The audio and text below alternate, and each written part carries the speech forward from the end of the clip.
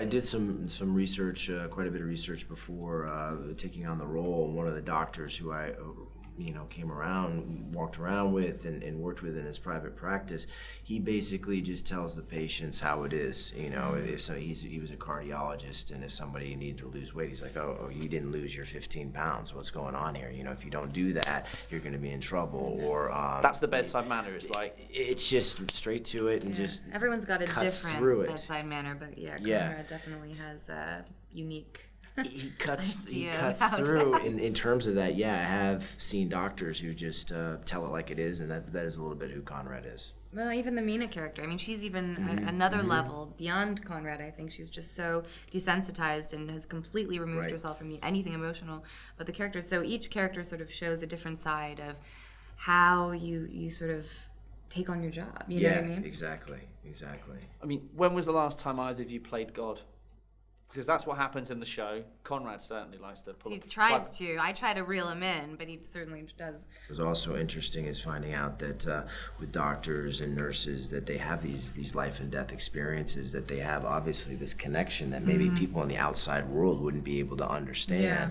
So even though Conrad may play God and she's trying to pull him back, there still is this connection there. They understand each other. There's that moment in the pilot at the very end of the episode where, you know, there's an understanding. I mean, my character is horrified by what she's seeing, but you clearly get a sense that it's not the first time that this has happened, and it's not the last time it's going to happen, and that she sort of protects him in her own way.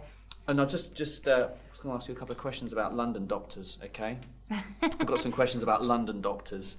Which woman born in Whitechapel was the first to be awarded a medical degree in Britain? Which woman? I mean, off the top of your head, what do you think?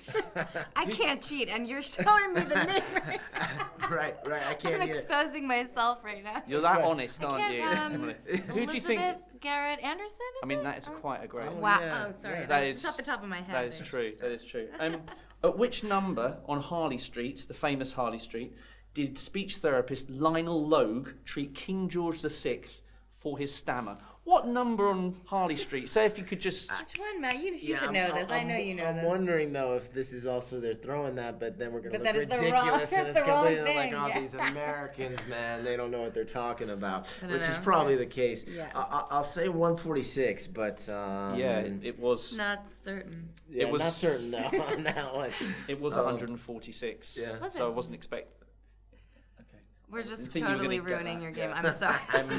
And finally, one of London's most famous doctors, Dr. Watson, who was Sherlock Holmes' flatmate. What was his first name and the initial of his middle name? I mean, Dr. Watson, quite well known. You should know this. We should know this. I mean, you should, because I don't know why you should. We should know this theoretically, but I think I'm going to say John H. Is that it? Yeah.